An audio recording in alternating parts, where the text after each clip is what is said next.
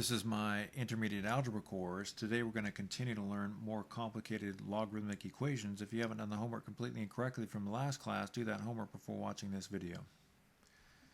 If you don't want to access your files, you can take a picture of these exponent rules and logarithm properties with your phone. We're going to need those today. Or you can take a screenshot. And we're just going to continue to learn some different varieties of logarithmic equations. Again, there's two objectives.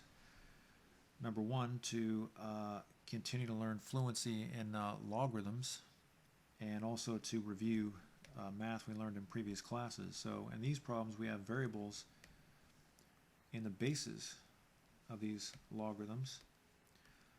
So we're going to try to find x. And we're going to want to combine these logarithms, but we can't do that because there's a coefficient in front of the first logarithm. So we're going to have to use logarithm property 7 and take that coefficient and turn it into an exponent.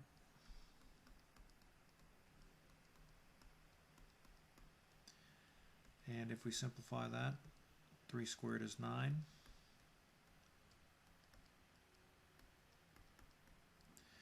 And then we're going to use logarithm property 5 to combine the logarithms. Again, we could not combine those logarithms until we got rid of that coefficient first. And 9 times 2 is 18. So at this point we've simplified the logarithmic equation as much as we can. And the only thing to do at this point is to convert to an exponential equation. So remember, that little number is the base. The exponent is whatever the logarithm is equal to, and what's in the log function goes on the other side. So we found x cubed, but we don't want x cubed. We just want x. So we're going to have to get rid of that that third power, and the opposite of raising to the third power is cube rooting. So we cube root both sides and we end up with x is equal to cube root 18. Now we don't need a plus or minus symbol because 3 is an odd exponent.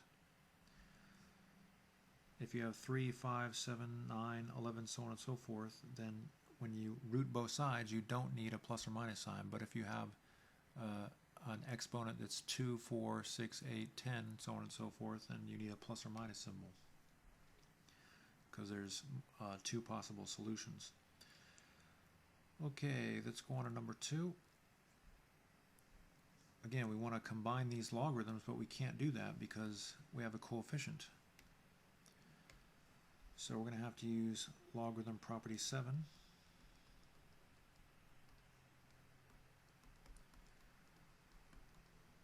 to take that 4 and throw it up into the logarithm so it becomes an exponent.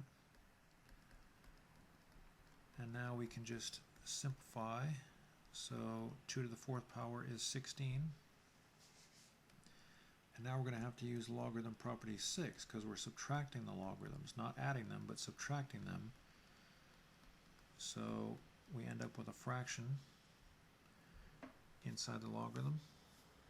And now we've simplified as much as we can. So the only thing left to do is convert to an exponential equation. The base is that little number. The exponent is whatever the logarithm is equal to. And whatever is in the log function, that goes on the other side of the equation. So we found y squared. But we don't want y squared. We want y. So we have to get rid of that second power. And opposite of squaring is square rooting. And because that's an even exponent, 2 is an even exponent, we're going to have to write a plus or minus symbol. And now we have to square root a fraction. Remember, when you square root a fraction, you just square root the top and the bottom individually. So we have plus or minus square root 5 over square root 16. And we're out of room, so I'm just going to use an arrow. So we end up with positive square root 5 over 4, or negative square root 5 over 4. Now, we can't have negatives in these bases, so the negative solution is not going to work. So we can say y is not equal to negative root 5 over 4, but y is equal to positive root 5 over 4. So let me find some more room. Okay, again, you can have a positive in a base, but you cannot have a negative. So I'll rectangle that. Again, you cannot have a negative inside this base here, and you can't have a negative inside the log function itself. Alright, so why don't you take a screenshot of these two pages, or a picture with your phone, and I want you to use numbers 1 and 2 to help you with number 3. So go ahead and try number 3. When you come back, we'll do it together. Alright, we're back. We'd like to combine these logarithms, but we can't do that unless we use logarithm property 7 first. And what that does for us is it takes that 2 coefficient and it throws it up and turns it into a exponent. And then we can just simplify. 2 to the second power is 4. And then I want to use logarithm property 5 to combine the logarithms. And again, we can just simplify. 8 times 4 is 32. And at this point, we've simplified the logarithm as much as we can. The only thing left to do now is to convert to an exponential equation. So the base is that little number. The exponent is whatever the logarithm is equal to. And what's in the log function goes on the other side. So we found x to the 5th power. But we don't want x to the 5th power. We just want x. So we're going to have to get rid of that 5 power by doing the opposite of raising to the 5th power, which is 5th rooting. And the 5th root of 32, that's kind of a difficult number, I know, but it's actually going to be 2. Because 2 times 2 times 2 times 2 times 2 is 32. Now you don't need a plus or minus symbol when you root both sides because this is an odd exponent. Alright, now we're not going to have any extraneous solutions because 2 is positive. If you plug it into these bases, you're not going to have a problem. So if you got that answer, good job. Alright, I want you to try number 4, and when you come back, we'll do it together. Alright, we're back. We cannot combine these logarithms until we get rid of this coefficient here using logarithm property 7. So I'm going to use logarithm property 7 and throw that 4 up and into the log function to turn it into a exponent. And then I'm going to simplify. 3 to the 4th power is 81.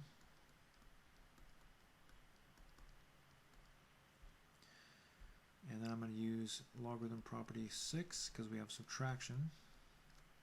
So we end up with log base b of 81 over 9. And at this point, we've simplified the logarithmic equation as much as we can. The only thing left to do now is to convert to an exponential equation. The base is that little number there. The exponent is whatever the logarithm is equal to. And you know what, actually, before we do anything, we can just simplify that. So log base b, 81 divided by 9 is just 9.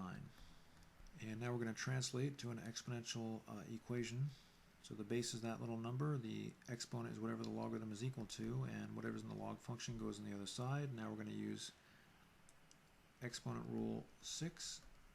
Anything raised to the 1st power is just whatever that number is. And we have a positive solution, so if you plug it into these b's and the bases and the logarithms, there's not going to be a problem. If we had a negative number, then it would be a problem. So if you got that answer, good. Good job. All right, now we're going to do some problems that involve fractions. We're going to combine these logarithms, but we don't have to use logarithm property 7 because we don't have any coefficients here. We can just jump right into logarithm property 6 because we're subtracting the logarithms.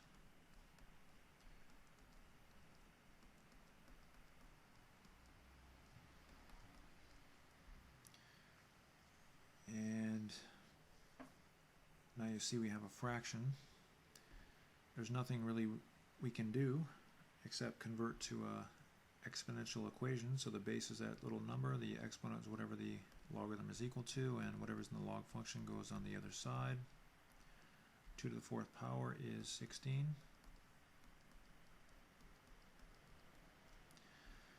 So now we have an equation with a fraction. There's many ways to do this problem,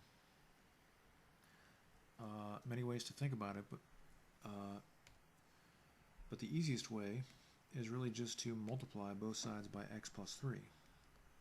And the reason we're going to do that is because that's just going to cancel that denominator out. It's going to get rid of the fraction immediately because we don't really like fractions. We prefer not to deal with fractions. So these in yellow, they're going to cancel out immediately. So we're going to be left with x is equal to, and we can go ahead and distribute. 16 times x is 16x, and 16 times 3 is 48. Now we're going to subtract 16x from both sides, and we get negative 15x is equal to 48. Divide both sides by negative 15, and we get 48 over negative 15. You just put your negative up. Now we just have to reduce, divide both sides by 3, and we get 16 over 5. The question is, can we have a negative number for an answer?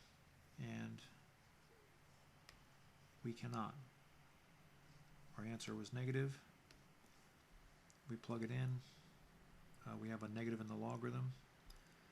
So that means there's no solution for this particular problem. It's okay to have no solution. So we say x is not equal to negative 16 over 5. Okay, there's not going to be a lot of problems where you have no solution, but you may have some problems where that occurs. Let's try another one of these before you try one on your own. We're going to use logarithm property 6 to combine those logarithms. And you want to use parentheses to show that all that math there is inside the logarithm function. And now we've simplified the logarithmic equation as much as we can. There's nothing left to do except convert to an exponential equation.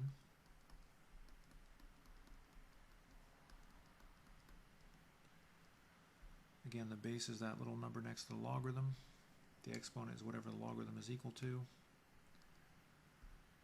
And whatever's in the log function goes on the other side. So now we're going to use exponent rule 6, which tells us that anything raised to the first power is just whatever that number is. And the easiest way to solve this equation is to try to get rid of that fraction immediately. And to do that, we're just going to multiply both sides by y plus 2, because that's going to cancel out that denominator. Those are both going to cancel out. And we end up with y plus 5 is equal to 4y plus 8 using distribution here. Now we're going to subtract y from both sides and subtract 8 from both sides. Divide both sides by 3 and we get negative 1. So the question is, can we plug in negative 1 into these logarithms? And the answer is yes. We get a positive number in each case. So negative 1 is a solution. Now this is kind of an important point I need to make. It is possible for your solution to be negative, as long as when you plug it in here, the resulting blue number is not a negative. And in both cases, you won't produce a negative in the logarithm. You plug in your solution, perform all the operations in the blue area, and if the result of your operations is a negative, then your solution is an extraneous solution. But when we plug in negative 1, we get positive numbers in those blue areas. That's the result. So we don't have to worry about an extraneous solution in this particular problem. Alright, so I want you to take a screenshot of 5 and 6, or take a picture with your phone, and that'll help you do number 7. So try number 7, and when you come back, we'll do it together. Alright, we're back. We're going to use logarithm property 6 to combine those logarithms. Be sure to use parentheses to show that all of that expression is in the logarithm. And now we've simplified the logarithmic equation as much as we can. So the only thing left to do is convert to an exponential equation. The base is that little number, the exponent is what the logarithm is equal to, and whatever's in the log function goes on the other side. 3 squared is 9. And the easiest way to simplify this equation is to multiply both sides by x minus 5, because we want to get rid of that fraction. We don't like fractions. And the x minus 5s are going to cancel out and use distribution on the left side of the equation. 9 times x is 9x, 9 times 5 is negative 45, 9 times negative 5 is negative 45. Subtract 9x from both sides. Make sure that negative goes with the 45. It's not going to disappear. It sticks with the 45. Divide both sides by 8, and we get 45 over 8 is equal to x. Now we have to check for extraneous solutions. 45 over 8, if we plug that in here, we don't have any problems. No negative numbers. But if we plug it in here, are we going to get a negative number? Well, to figure that out, we have to come up with an estimate for 45 over 8. So we're going to have to convert that to a mixed number to kind of have an idea of what exactly this value is. So 8 goes into 45 5 times, because 8 times 5 is 40, and you have 5 left over. So if you subtract 5 and 5/8 from, or subtract 5 from 5 and 5/8, then you see we have a positive number. So looks like our answer is going to work. So if you got 45 over 8, good job. Go ahead and try number 8, and when you come back, we'll do it together. Alright, we're back. So we're going to use logarithm property 6 to combine those logarithms.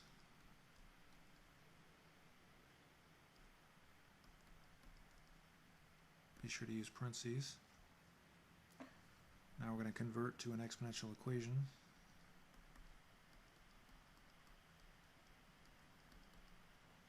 Anything raised to the first power is just whatever that number is. That's exponent rule 6.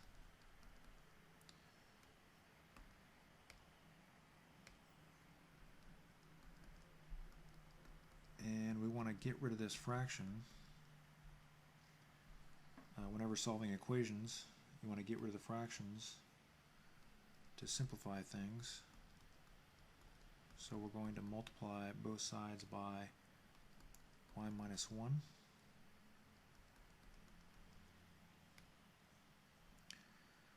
And things are going to cancel out on the right side.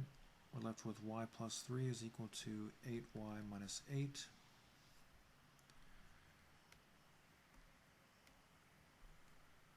And subtract y from both sides. Add 8 to both sides. then divide both sides by 7, and we get 11 over 7.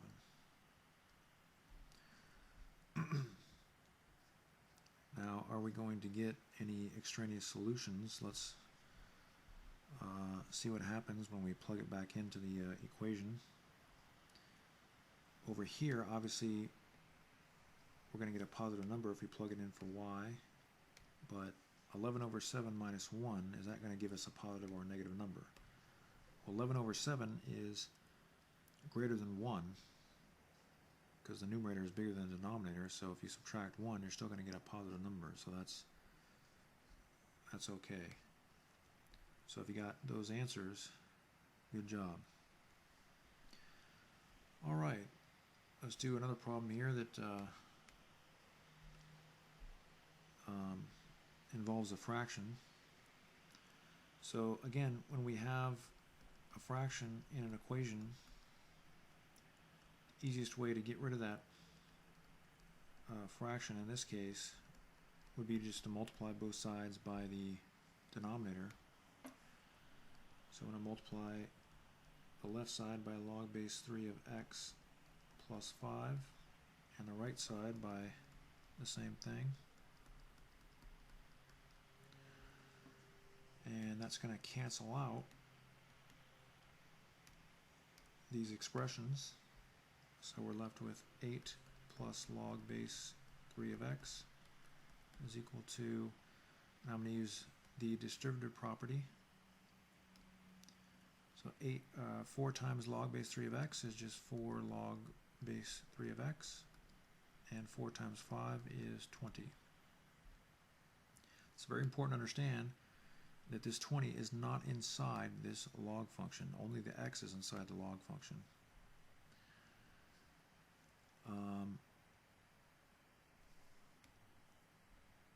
So at this point, we're going to have to do something that may seem a little strange, but you see, this logarithm is the same as this logarithm here. They're both log base 3 of x. What that means is that you can combine them. I can subtract log base 3 of x from both sides, and that'll make this logarithm disappear. And in order for you to see exactly what's happening here, I'm going to go ahead and show that work. You don't have to show it if you don't want to, but I'm going to subtract log base 3 of x from both sides, and maybe it'll be easier if I just move this over a little bit. So subtracting log base 3 from the other side also, and that makes these logarithms disappear, and you're left with 8 and 4 log base 3 of x's minus 1 log base 3 of x. So what is 4 minus 1? Well, that's just 3. So we combine these terms because they're like terms. You have 4 apples minus 1 apple is 3 apples. Okay, so now we have a logarithm, one logarithm, but it's not isolated, so we have to get rid of the 20 and the 3. So let's subtract 20 from both sides.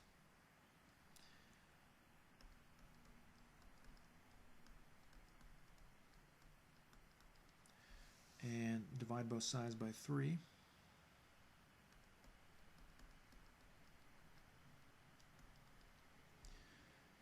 And at this point, we've simplified the logarithmic equation as much as we can. And now all we have to do is convert to an exponential equation. So the base is that little number, the exponent is whatever the log is equal to, and whatever's in the log function goes on the other side.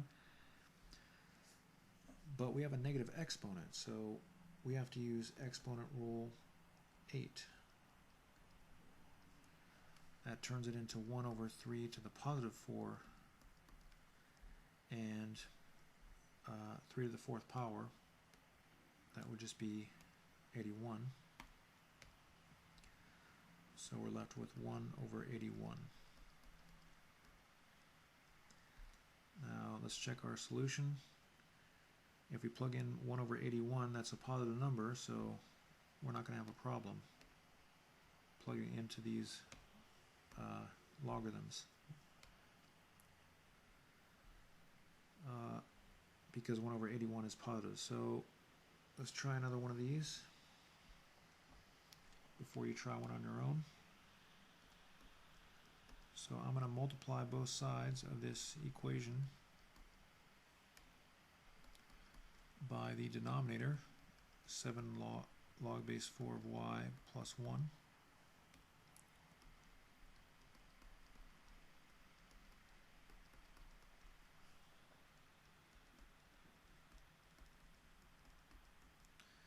Now, please understand that if I multiply on this side, I cannot leave the expression like so, because it looks like I'm subtracting 3. I'm not subtracting.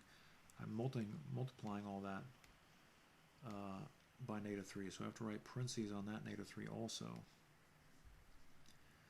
I could avoid writing parentheses on the -3 by drawing this factor on the other side, but then I'd have to move the equal sign. Okay, so that's going to cancel out these terms here, these expressions, and I'm going to be left with log base 4 of y minus 5. And over here I'm going to use distribution. -3 times 7 log base 4 of y is -21 log base 4 of y, and -3 times 1 is -3. Again, when you multiply a number by some multiple of a expression, it's just going to multiply the numbers, and you just write the expression next to it. So we have -21 log base 4 of y, and we want to combine those logarithms because they're like terms. They're both log base 4 of y. So just to demonstrate what's going on here, I'm going to rewrite the equation, and I'm going to add 21 log base 4 of y to both sides. Whoops, I need 21 of those.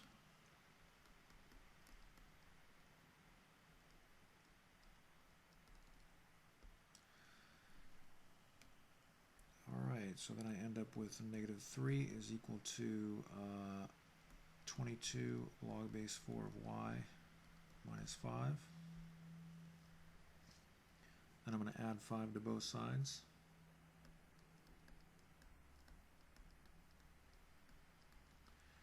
And I'm going to divide both sides by 22.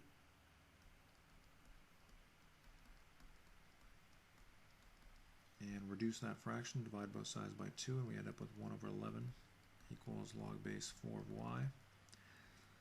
So we've done everything that we can do to simplify that logarithmic equation. So now we need to convert to an exponential equation.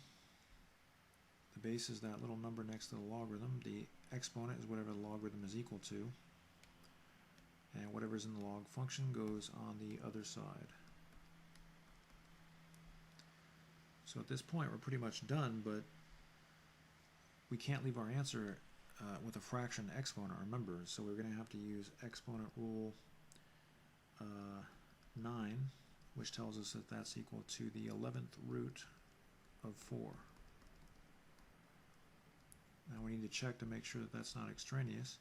It's a positive number, and so obviously we're not going to have any problems with negatives in the logarithms. So I want you to take a screenshot of number 9, or take a picture of number 10, and I want you to use those problems to do number 11. So why don't you try number 11, and when you come back we'll do it together. Alright, we're back. So when you have an equation with fractions, usually what you want to do is find some way to get rid of the fractions. And there's a lot of different ways to do it. But in these problems, the easiest way is just to multiply both sides by that denominator.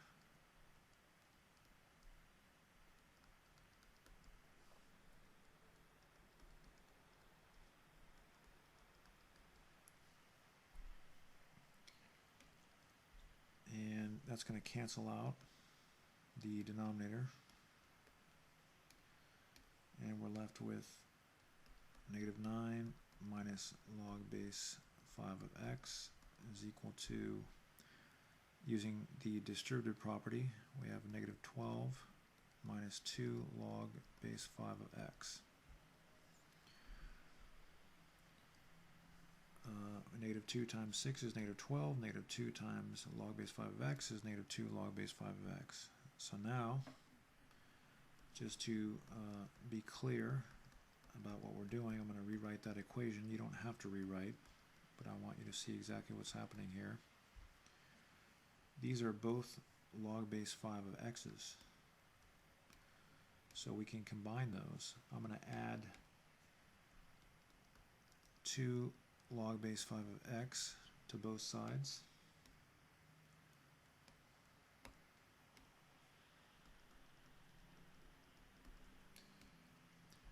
And then we end up with negative 12 over here, and whoops, that should be 2 log base of x.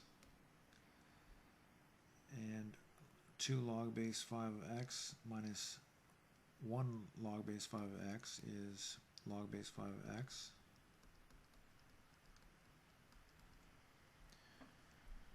And now we're going to add 9 to both sides.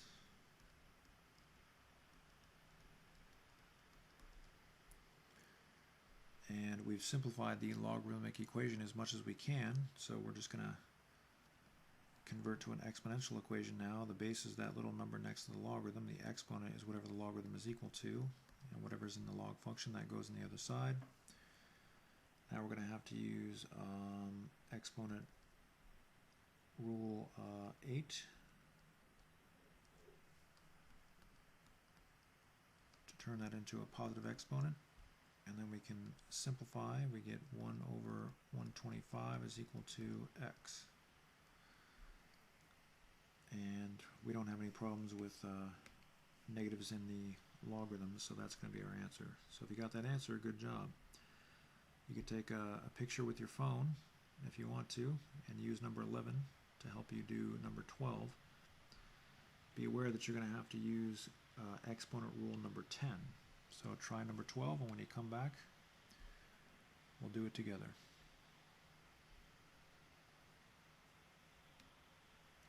Alright, we're back. So I'm going to rewrite that expression.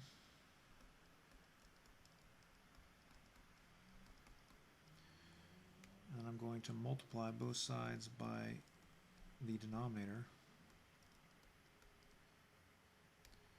And the reason I'm going to do that is because that's going to get rid of the fraction.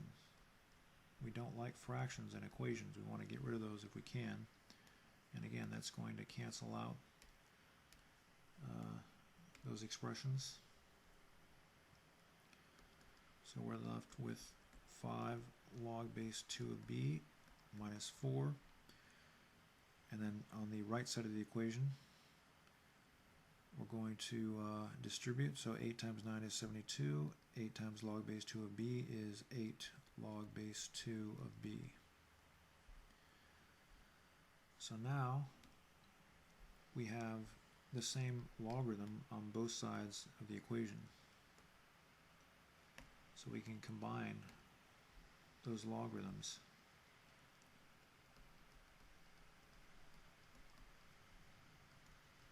I'm going to rewrite the equation. You don't have to rewrite, but it helps us to see what's going on. And I'm going to put all the logarithms on the left side of the equation, so we have a negative coefficient, or a positive coefficient, that is. So I'm going to add log base, actually 8 log base b, or log base 2 of b, to both sides. That's going to cancel out the logs on the right side of the equation. And 8 log base 2 of b plus 5 log base 2 of b is 13 log base 2 of b. Then I'm going to add 4 to both sides.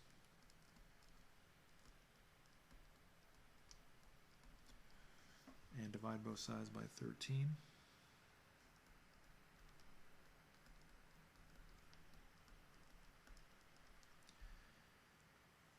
And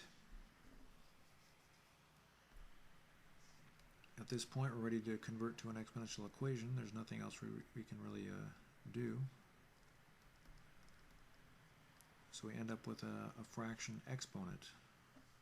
Now we're going to have to use exponent rule 10, and that becomes the 13th root of 2 all raised to the 76th power. So I know that seems kind of like a strange number, but if you got that answer, you're right. And that's a positive number, so we don't have to worry about an extraneous solution because we're not going to get a negative in the logarithm. So if you got that answer, good job. If you had a little trouble, that's okay. Just go back and figure out what you did wrong. Right, now we're going to do some problems that require logarithm property 4 and also exponent rules 1 and 2. Notice that we have a sum and the exponent. And over here we have a sum and the exponent for exponent rule 1. So let me color code these. And what we're going to do is we're going to start from this side because we have the sum and the exponent, and we're going to convert to a product of powers. So we end up with 3 to the first power times, I want to make sure we know that that multiplication symbol comes from there, that green. 3 to the first power times 3 to the log base 3 of x is equal to 5. And at this point you might think, well, how does that help us?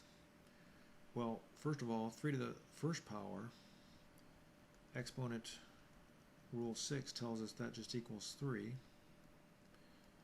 And I'm going to take it step by step here just so we know what's happening.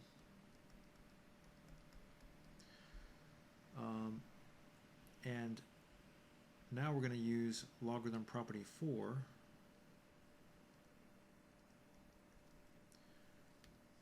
That tells us that because we have the same base here and here, this entire expression just turns into x.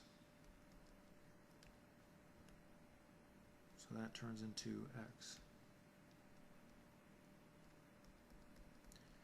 And simplifying, we just end up with 3x is equal to 5, divide both sides by 3, and x is equal to 5/3. So again, that's not a very common problem, but it's a problem that helps us to review exponent rules 1 and 2. And you may see that problem on a college entrance exam or a high school entrance exam. It really helps us to understand the exponent rules and logarithm property 4. And by the way, that is exponent rule 1 that we used. I forgot to write the rule. So the first step was exponent rule 1. That's very important. So let's try another one of these. Now we're going to use exponent rule 2. Notice that we're subtracting the exponents. Our exponents here, so exponent rule 2 tells us that this is going to be a, and the 2 is going to be b, and x is going to be 6. And the subtraction, of course, we can make that green. So then we end up with 6 to the log base 6 of x over 6 to the second power. And again, just to be clear, I'm going to color these.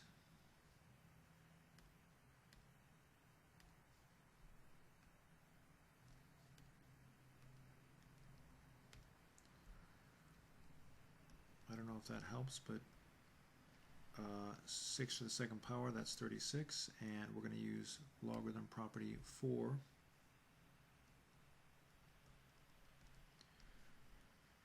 That top part there is going to simplify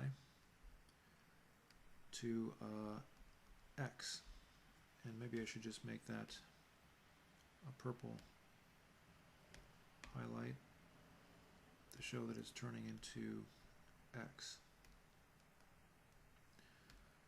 Alright, so now we just multiply both sides by 36 and we get x is equal to 108.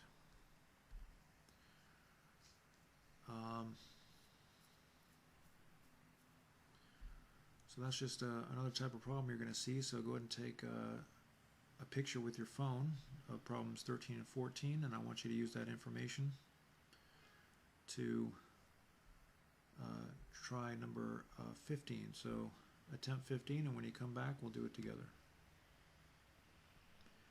Alright, we're back. We're going to use exponent rule 1 because we have a sum of exponents. So 7 to the log base 7 of x times 7 to the second power. And then we're going to use, well, maybe I should just simplify first. 7 to the second power is 49. And then I'm going to use logarithm property 4 to change this expression to x. And if you want to, we can write the 49 in front. You don't really have to. You can just divide both sides by 49. So we have 2 over 49. So if you got that answer, good job. We don't have to worry about extraneous solutions because our answer was positive. Why don't you try number 16, and when you come back, we'll do it together. You're going to have to use exponent rule 2. Alright, we're back. So first we'll use exponent rule 2 because we have a difference of logarithms. So we're going to end up with 9 to the log base 9 of x times, or actually divided by 9 to the first power. 9 to the first power, exponent rule 6 tells us that just equals 9. And you can do multiple steps at once here. I'm just taking it step by step. And now we're going to change this purple expression into x using logarithm property 4. Multiply both sides by 9, and we have x is equal to 36. So if you got that answer, that's very good. Good job. Okay, so now we're going to use a new logarithm property. It's called logarithm property 8. What this tells us is that if you have two logarithms that are equal to each other, and the logarithms have the same base, in this case k, then the inner parts, a and b, must be equal. That's the only way that that could possibly be true. Again, if you have two logarithms that are equal and the bases are the same, the inside parts must be equal. And why is that? Well, it's kind of just common sense. So here we have two logarithms that are equal to each other, and there's nothing added or subtracted. If you had a number added over here, then it wouldn't work. The logarithms, you have to have a very simple equation, just two logarithms equal to each other. That's the only way logarithm property 8 works. Again, if you have like a coefficient here or you're subtracting a number here, it doesn't work. But if those two logarithms are equal to each other, then that means that the inside parts must be equal to each other. That is logarithm property 8. And then we just subtract x from both sides, and we have our answer, x equals 6. So that was a pretty easy problem.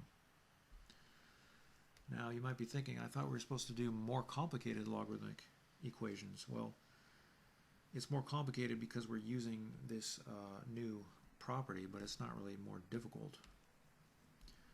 And it's not really more complicated either.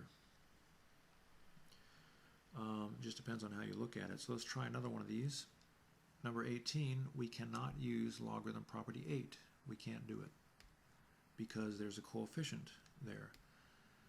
But that's okay because we can use logarithm property 7 to throw that coefficient up and turn it into an exponent. We've used logarithm property 7 many, many times. So again, we took that 2 and threw it up, and it became the exponent. And now we have two logarithms that are equal to each other. So we can use logarithm property 8 up here. Because they have the same base, we can just assume that what's inside the logarithms are equal. So we found b squared, but we don't want b squared. So we're going to square root both sides. It's an even exponent, so make sure you write plus or minus.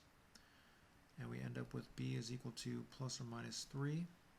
So b can be positive 3, or it can be negative 3. But we cannot plug in a negative into a logarithm. So that is not a solution, but 3 is a solution. Alright, so I want you to try number 19. Again, you want to use logarithm property 8.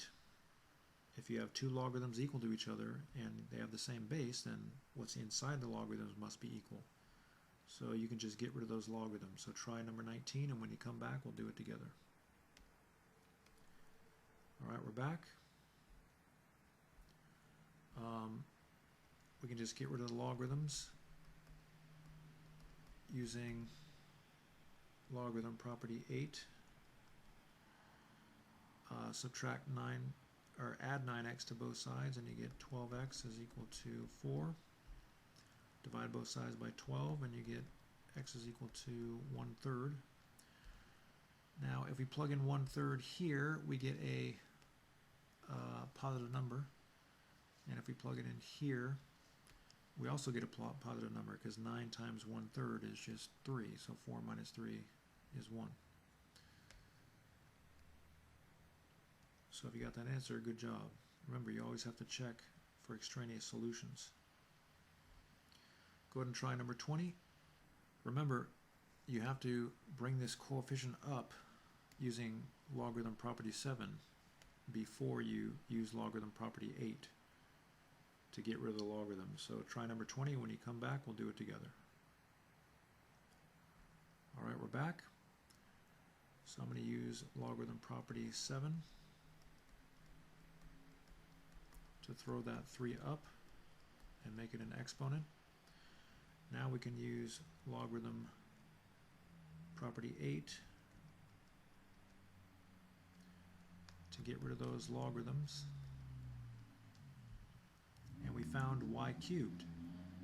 Problem is we don't want y cubed, we just want y. So you have to get rid of that third power.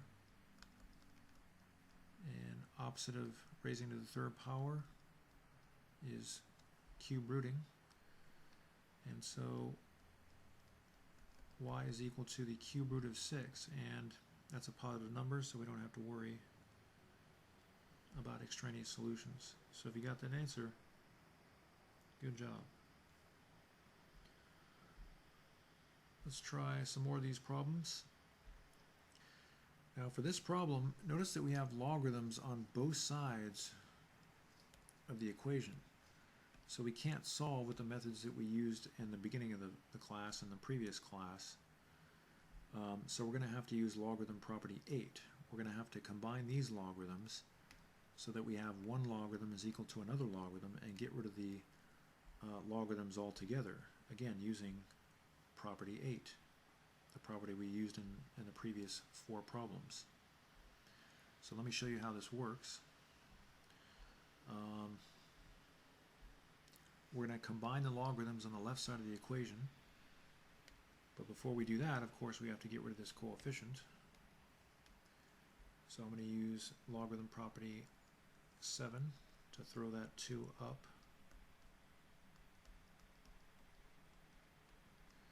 Now this is something that we've never seen up until this point. Notice that we have to raise everything inside the logarithm to the second power, so you really need to keep those parentheses. Again, we're just doing varieties of these problems. And as long as we're at it, we might as well take this 3 and throw it out, because we're going to have to do that eventually. We're just trying to convert this equation so that one logarithm, or maybe I should say simplify the equation so one logarithm is equal to another logarithm. So that was logarithm property 7. At this point, I'd like to simplify this expression here. In order to simplify this expression here, we need to use exponent rule 3. So we can go back to our exponent rules. Remember, exponent rule 3 tells us that xy to the a power is x to the a power times x to the b power.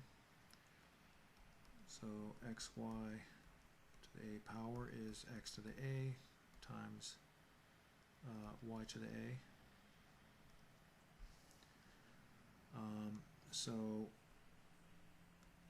we have 5x to the second power, so we end up with 5 to the second power times x to the second power. Sorry about the confusion with the variables, but that's just the notation we're using. So you want to raise 5 to the second power and x to the second power and then multiply them. And we're just going to rewrite. We can simplify 4 to the third power, that's 64, kind of a big number, but we can handle it. Then we end up with log base 3 of 25x squared.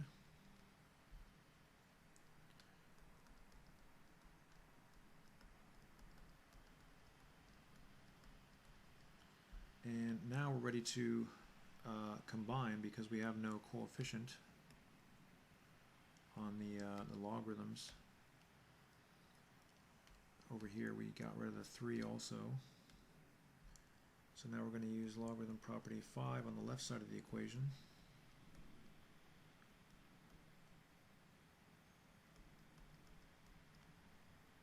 And it's probably best to use brackets and parentheses.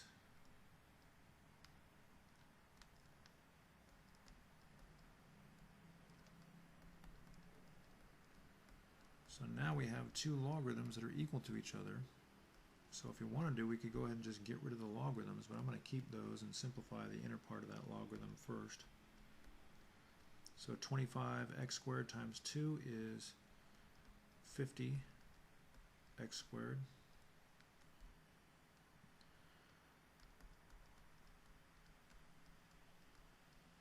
And now we're at that critical point. We see that these logarithms are equal. It's a very simple equation. We have one logarithm equal to another logarithm. And so therefore logarithm property 8, that new property we learned, tells us that the inner parts must be equal. And now we just have to isolate that x squared, so we're going to divide both sides by 50. And we're going to square root both sides. We found x squared, but we don't want x squared. We just want x. Remember, it's an even exponent, so we're going to have to write a plus or minus symbol.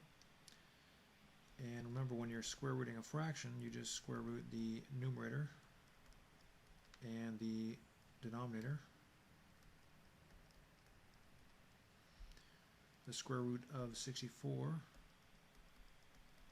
that's just 8. And 50 is 25 times 2. 25 comes out as a 5. The 2 stays in. So at this point we just have one problem. We have a root and the denominator. So we're going to have to use an arrow here because we're out of room. We're going to multiply both sides by root 2. So we end up with 8 root 2 over 5 times 2, because root 2 times root 2 is 2. And then we end up with 8 root 2 over 10, plus or minus, and reducing, divide 8 and 10 by 2, we have 4 root 2 over 5. Again, we can't forget to write our plus or minus symbol. So our answers are positive 4 root 2 over 5, or negative 4 root 2 over 5. Sorry about losing a room there, but if we plug in a negative, you can see that that doesn't work in this logarithm. So positive 4 root 2 is going to be the only answer. Sorry we lost so much room there. And we have an extraneous solution there. Okay, so let's try number 22. This one has a purple star because I think it's going to be a little difficult to check for extraneous solutions, but we'll see what happens. So we're going to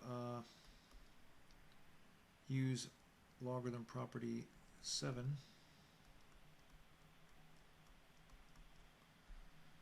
to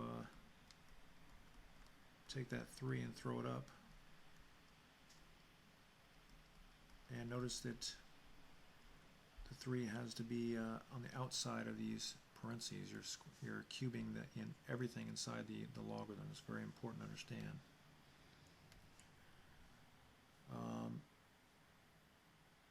So now we can use logarithm property 5 to combine the right side of the equation. Be sure to use brackets.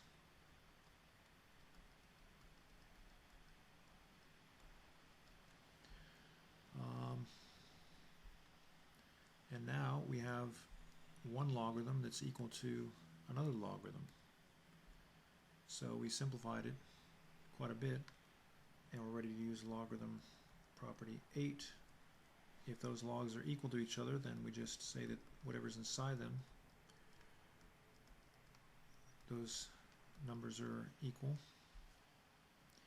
Now, a lot of students would be tempted to go ahead and expand this, try to multiply, but that would be a lot of work, and it really wouldn't help us. If we multiply 3x plus 1 times 3x plus 1 times 3x plus 1, we can do that, but it would just make things more difficult.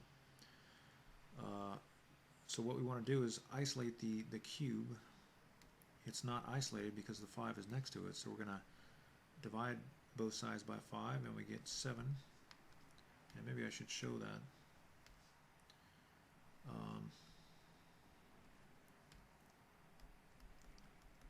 I have a feeling some students may have trouble understanding that step. So I'm going to divide both sides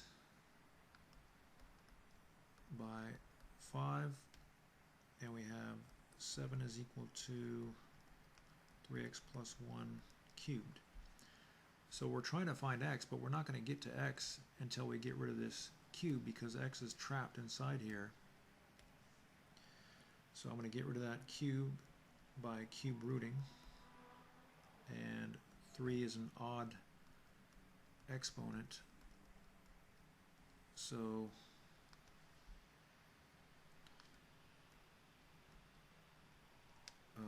we don't have to write a plus or minus symbol.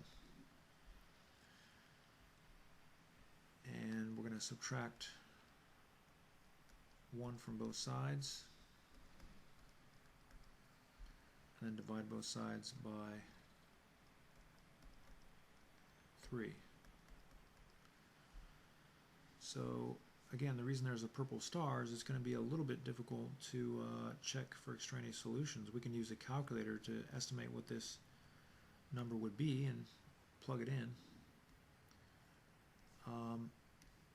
But one way to do it is just to take this image. I'm going to copy this expression and throw it up here. And what you'll find is if you plug this expression in to the x, when you multiply by 3, it's going to cancel out the 3, and you're going to be left with cube root 7 minus 1 plus 1. Then these are going to cancel out, and you're going to be left with cube root 7. And cube root 7 is a positive number, so we don't have any extraneous solutions. So this answer is going to be fine. No extraneous solutions. All right, so why don't you take a screenshot of 21 and 22, or take a picture with your phone, and I want you to use those problems to do number 23, and when you come back, we'll do it together. Remember to use exponent rule 3 when you cube the 2x. All right, we're back. So I'm going to use logarithm property 7.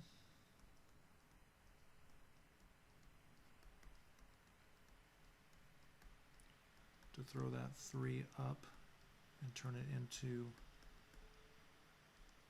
an exponent. Be sure to write parentheses around the 2x and make sure your 3 is outside those parentheses.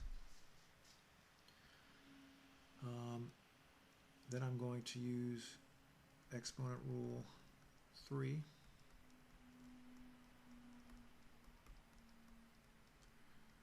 on the logarithm at the far right. So we end up with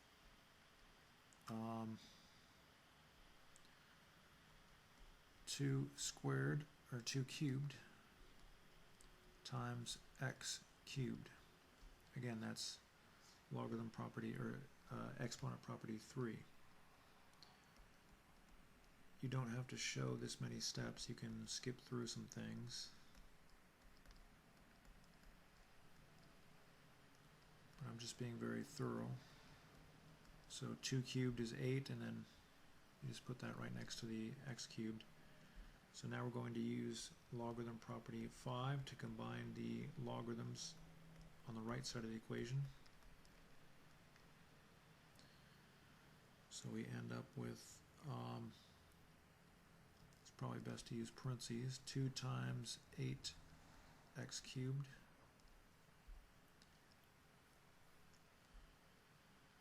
and again, I'm showing way more steps than I really need to show, but I don't want to confuse anybody. 2 times 8x cubed is 16x cubed. And now we're at that critical stage where we can use logarithm property 8. So that tells us that the insides of those logarithms are equal. If you have 2 logarithms equal to each other, then the insides must be equal. Divide both sides by 16, and we get 4 is equal to x cubed. We found x cubed, but we don't want x cubed, we just want x, so we're going to have to cube root both sides. Do we have to use a plus or minus symbol? No, because this is an even exponent, you see. So we end up with x is equal to the cube root of 4. And before we even rectangle that, we should see if it produces a negative in a logarithm. It doesn't. So that is the answer. If you got that answer, good job. So you can use 21, 22, and 23 to help you with 24. The reason I have a purple star on 24 is because it may be a little difficult to check your answers to make sure you don't have any extraneous solutions, but we'll see what happens. Go ahead and try number 24, and when you come back, we'll do it together. All right, we're back. I'm going to use logarithm property 7 to throw that 2 up, and make sure the 2 is outside the parentheses on that x minus 2.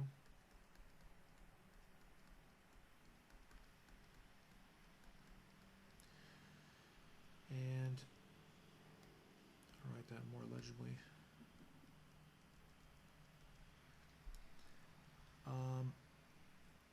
Then we're going to use logarithm property 5 to combine the logarithms on the left side of the equation. Now you can use a dot here, or you can put the 3 in front, but when you put it on the right, it's kind of strange looking, so you want to use parentheses if you're multiplying on the right. Most people would probably just use a dot, but at this point, we can't really simplify here. A lot of students would try to simplify. You can't put the 3 inside because the 2 traps all this stuff. You could put it inside, but it would get kind of complicated. So we want to leave it outside. So we have 2 logarithms that are equal to each other, so we're going to use logarithm property 8, that new logarithm property we learned, and say that the expressions are equal to each other, the expressions inside the logarithm, and I'm going to put the 3 at the left because it's very unorthodox to write the 3 at the right.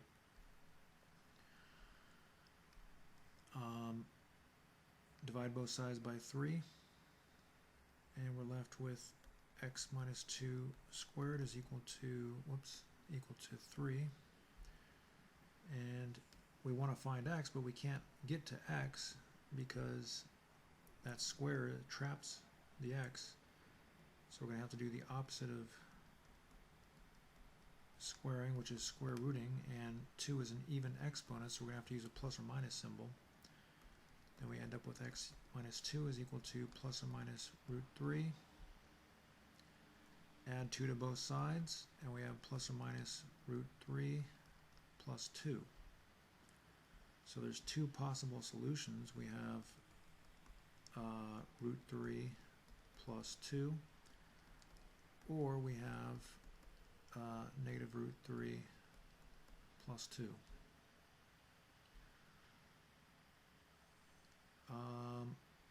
So it's not too bad figuring out what's going on with this number. It's positive, but if you plug it in here, you have root 3 plus 2 minus 2. These 2's cancel out and you're left with root 3. So we know that that's going to produce a positive in the logarithm. So that's not an extraneous solution. So this solution works. But what about the other solution? Negative root 3 plus 2. If we plug that in, negative root 3 plus 2 into the x, but then we subtract 2, these cancel out, and you're left with negative root 3. So we know that's a negative number. We can't have a negative in the logarithm. So that's going to be an extraneous solution. So x is not equal to negative root 3 plus 2. So if you got that answer, that's very good. Those were some pretty challenging problems. So at this point, we have 4 more problems. These problems are not going to be too bad. They're going to be fairly simple, even though they look really complicated. The reason they look so complicated is because we have a logarithm within another logarithm. Alright, so how do we do this? Well, we're just going to kind of ignore everything inside here. We're just going to pay attention to the outsides, the blue outsides. So looking at the blue outsides, let's translate to an exponential equation. This logarithm is already isolated. It's by itself on one side of the equation. So what is the base? The base is 4. That came from there. The exponent is whatever the logarithm is equal to. And whatever's in the log function, in this case all of this, that's going to go on the other side of the equation. So 15 plus log base 3 of x minus 7. So all we did was just pretend that this whole expression here was just one easy number that ended up here. And our 2 ended up there, and our green 4 ended up here. So it looks really complicated, but it's not. It's just the same thing that we've been doing. So now let's simplify. So we have 16 is equal to 15 plus log base 3 of x minus 7. And now we just isolate the logarithm. Subtract 15 from both sides.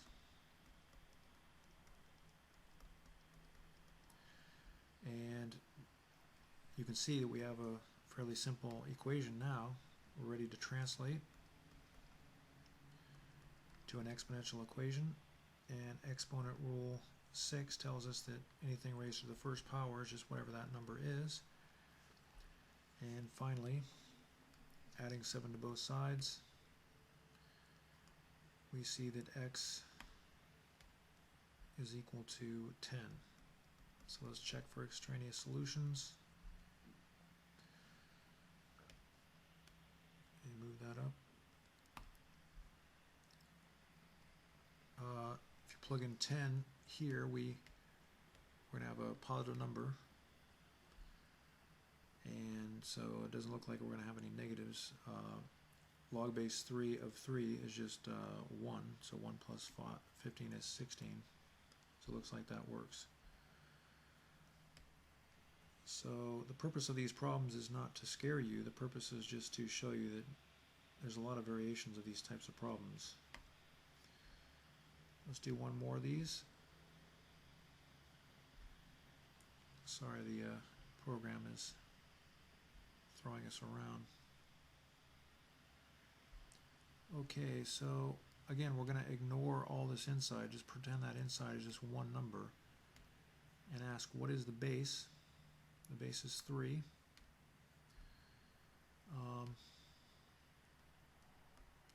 And what is the exponent? The exponent is whatever the logarithm is equal to.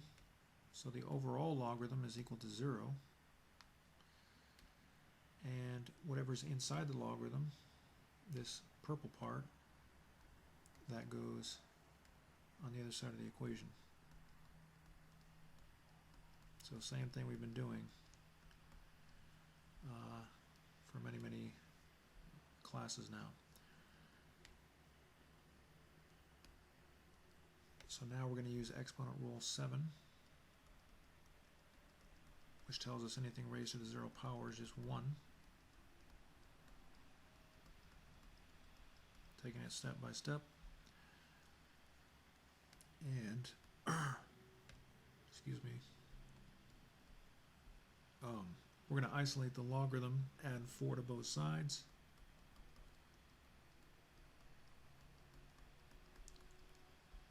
And as you can see, we've simplified quite a bit.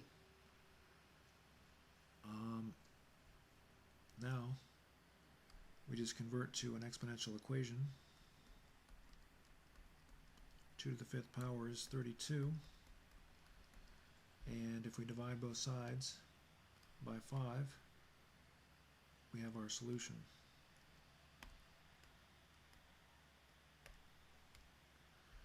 So x is equal to 32 over 5.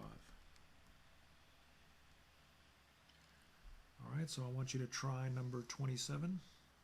These problems look scary, but as you can see, they're really not too bad. Try number 27, and when you come back, we'll do it together.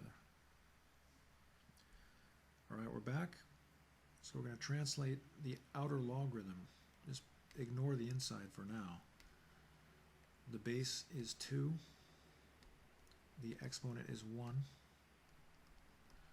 And whatever's inside that logarithm, that goes on the other side of the equation. So no difference from what we were doing before.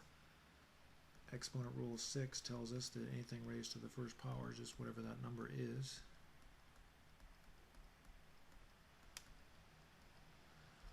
And then we just have to isolate the logarithm, subtract 1 from both sides.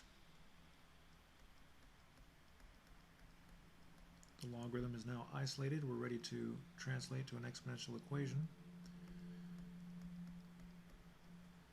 And we're going to have to use logarithm,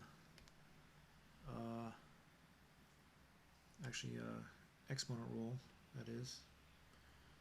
I'm going to move this over so we have a little more room. Exponent rule 6 tells us anything raised to the first power is just whatever that number is. Add 3 to both sides, divide both sides by 2, and we get x is equal to 5. So if we plug in 5, we get a positive in that logarithm. So it looks like everything is going to work out. 2 times 5 is 10, 10 minus 3 is 7, log base 7 is 7 is 1, 1 plus 1 is 2, so it looks like that works. So if you got that answer, good job. Alright, now we're going to try number 28. Go ahead and attempt number 28. You can use 25 and 26 and 27 to help you, and when you come back we'll do it together. Alright, we're back. So ignore the inside logarithm. Just think about the outside logarithm. The base is 4. The exponent is 3. And whatever's inside that logarithm, that goes in the other side of the equation. 4 to the third power is 64.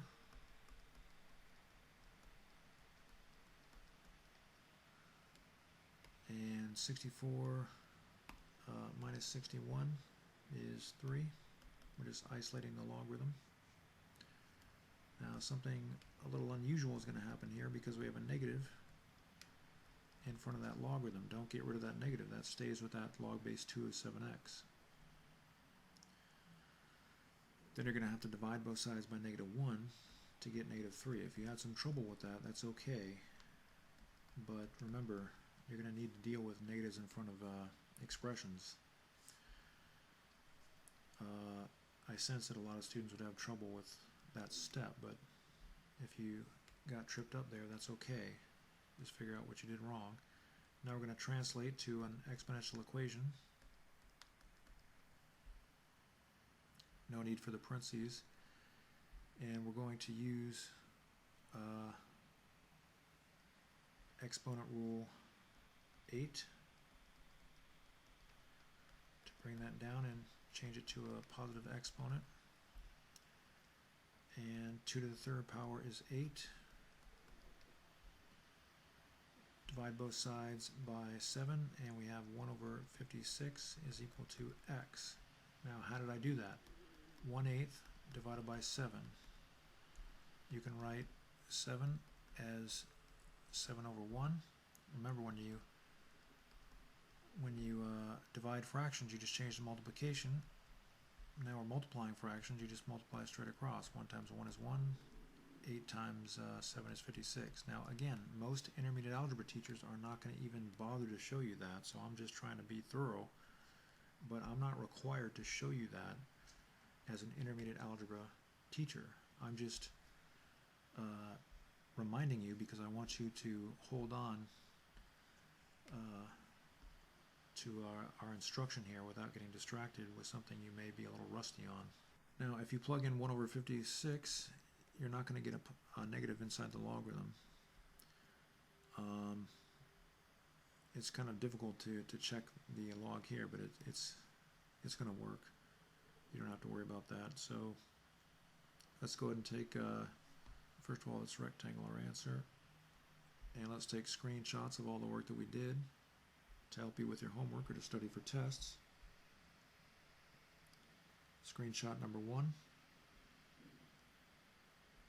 And screenshot number 2.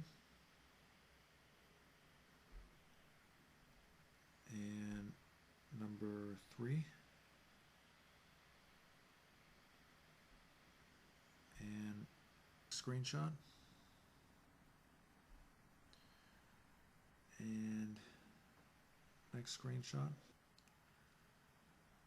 And next.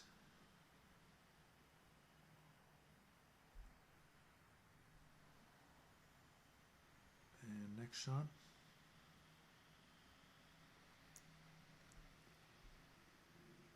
And next.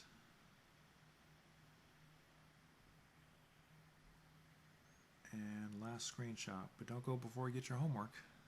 Let's take a look at the homework. Here's screenshot number 1.